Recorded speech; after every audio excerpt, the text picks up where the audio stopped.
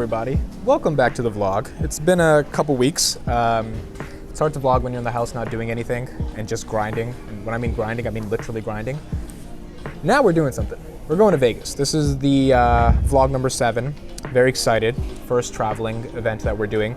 We are in Newark Liberty International Airport. I've been to this airport probably close to 500 times. I did a lot of traveling in high school, but I haven't traveled for the past 3 years. Last time I was on a flight was in 2019.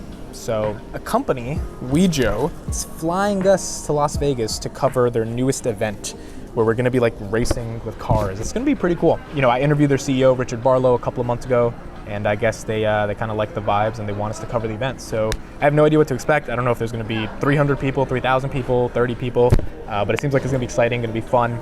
We're also gonna be interviewing Jeremy Financial Education, very big YouTuber in the finance space, at his house. I texted him when I was going to Vegas, like, yo, we could stay an extra day. Can we come interview you? And he said, yeah, come by my crib.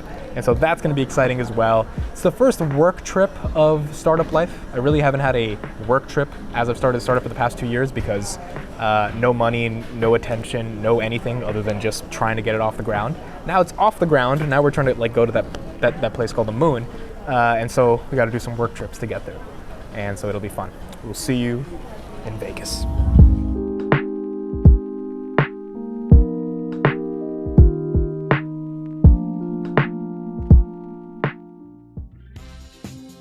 All right, I'm here in Las Vegas with my man, Gabe. Greetings, investors of Earth. I'm Gabe. This is so surreal because we met each other over the internet, and now we're in person. We're gonna get food together, talk about life. He's probably gonna mentor me about stuff. It's pretty cool.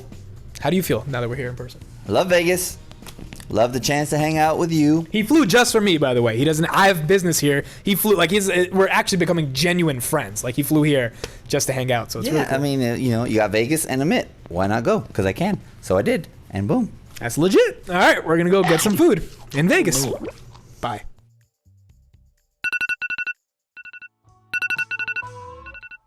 Hello, everybody. We are here in Las Vegas, Nevada. We are getting ready to go to the WEJO event. Very excited for it. Almost got late, but we're good to go. Heading on our Uber. Last night was pretty fun. We got some dinner with Gabe, went around, walked around the strip, got to just enjoy the night.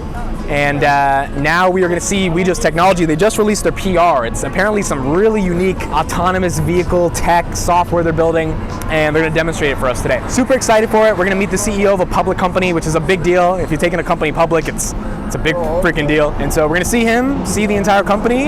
Super excited for it, and we'll catch you at the event.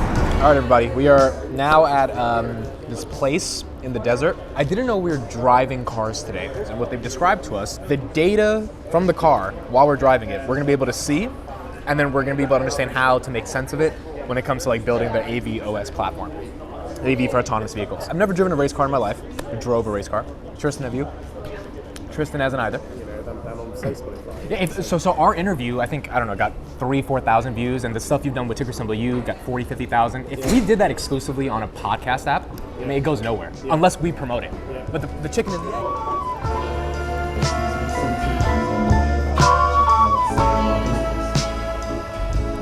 All right, we are currently going to, I think we're driving the cars, or we're gonna be in the cars, we're gonna see in a second. But Tristan's gonna show you these mountains, which are absolutely incredible. I don't know, I'm not a big car guy. I don't know if we get to drive it today. Well, no, I know we get to drive. I don't know if it's that car or if it's a race car.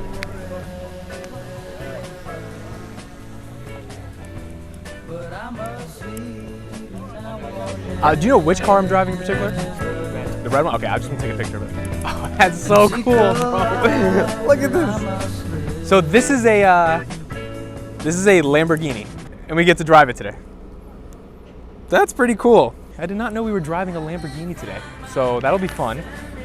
I've only driven a Honda Civic in my life, so we gotta make a Twitter video about that. That's crazy, bro. Okay, so I'm at the WEJO event right now. This is a Palantir SPAC investment. They're showing off their data for good driven AV operating system, and we're doing some stuff, and apparently I am driving a red Lamborghini today. Me. I'll be with a professional sitting in the car, but I get to drive the red Lambo.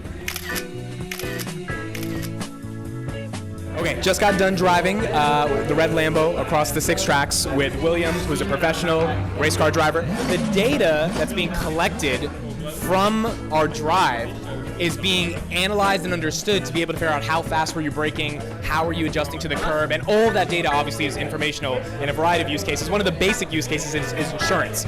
If an insurance company can understand how you're using that data, they can have better ways to underwrite your processing. Okay, so we just got done driving the red Lambo. We're about to talk to Richard Barlow, CEO of WEJO.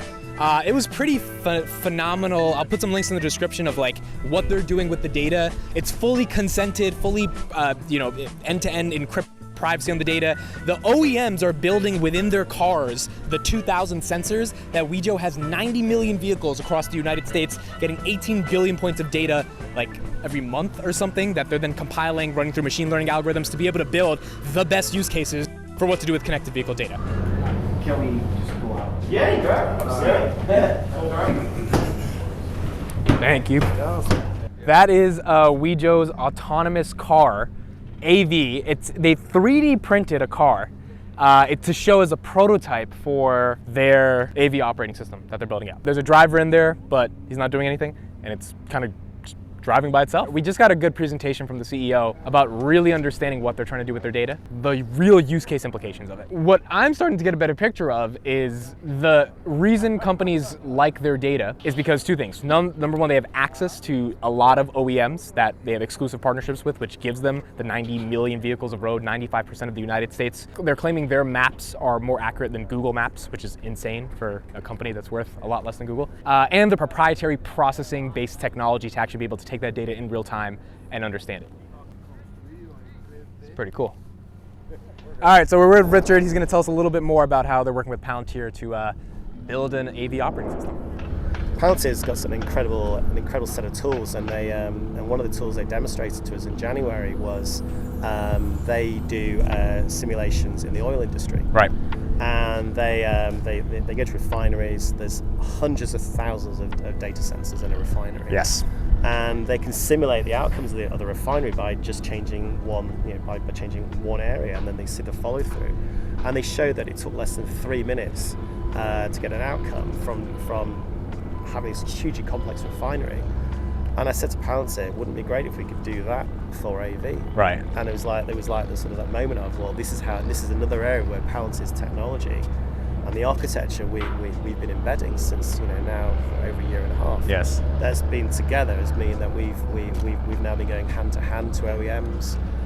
So Palantir right now, version 1 is not working with us as an AV. Right. But we are very much working with her and their suite of tools about how we can now work together and how we can leverage our data asset to bring forward things.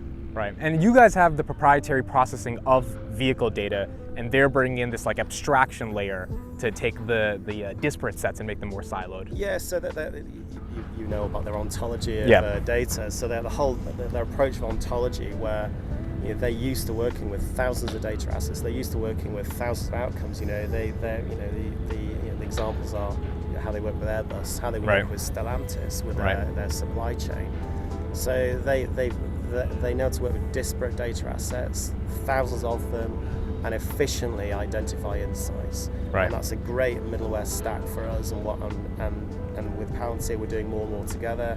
I hope we'll be able to announce more of our public partnerships. And when you mean stack, you mean like combining the way you both work with data together to get the best outcome? Absolutely. Yeah, absolutely. Do you see WEJO working in supply chains ever? Optimizing supply chains ever? I think there's a benefit to providing feedback to the supply chain on the performance of their parts. Right. So that's something that we've talked about publicly before. So a powertrain is made up of thousands of parts. We're seeing the performance of those powertrains. We see the performance of EVs. Right. We're being asked for EV performance. So are we yet? No, but I can see absolutely the benefit of doing that. And what I'm getting from WEJO is a centralized point of data analysis that every OEM can tap into is valuable, particularly because there's not really one that exists. If it does, it's more proprietary, something like Tesla's thing, whereas this is you have millions and millions of cars connected in one place getting data. The privacy thing is what they focus on a lot today, which I think was important because obviously privacy and data encryption is incredibly important in today's day and age with what's going on, and the ability for them to keep data separate from different OEMs. Like if they're working with Mercedes versus BMW, they never see each other's data. Similar to Palantir, right? These companies can't see these companies' data, but all that data is centralized in one place. It gives a broader network effect because the more data you have, the better compounding analysis you can do from that. And then they can actually make real insights from that data and then license that. That's where they make money selling those insights to other partners that could potentially use it. So super interesting stuff going on at the event.